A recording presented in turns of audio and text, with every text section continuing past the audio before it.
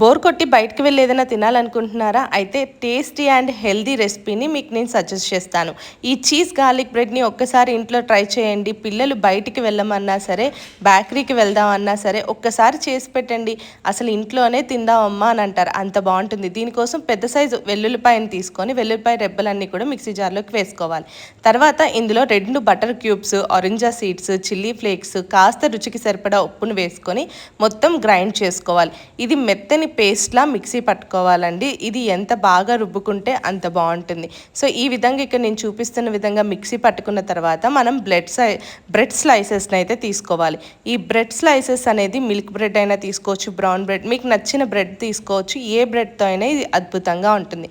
మొత్తం అప్లై చేసుకోవాలి. మీరు గార్లిక్ ఎక్కువగా తినేవాళ్ళు అయితే ఎక్కువగా అప్లై చేసుకోవచ్చు. లేదు మాకు మీడియం ఫ్లేవర్ కావాలంటే తక్కువ పేస్ట్ని అప్లై చేసుకోండి. తర్వాత ఇక్కడ నేను చూపిస్తున్న విధంగాను మొజ్జులా చీజ్ అనేది మనకి డీమార్ట్లో కానీ ఎక్కడైనా దొరుకుతుంది కదా, అవైలబుల్ చీజ్ తీసుకొని దాని మీద టాపింగ్ చేసుకోవాలి. దీని తర్వాత ఒక స్పూన్ బటర్ని తీసుకొని ఒక చిన్న గిన్నెని అయితే వాటర్ పోసి పెట్టుకోండి. అవి ఎప్పుడైతే మరిగిందో మన బ్రెడ్ మొత్తం కూడాను బాగా కాలిందని అర్థం అనమాట. దీన్ని మూత పెట్టుకొని ఒక 5 మినిట్స్ ఉంచుకున్న తర్వాత ఈ విధంగా మొత్తం చీజ్ అంతా కరిగిపోతుంది. అప్పుడు బ్రెడ్ పర్ఫెక్ట్గా కుక్ అయినట్టు.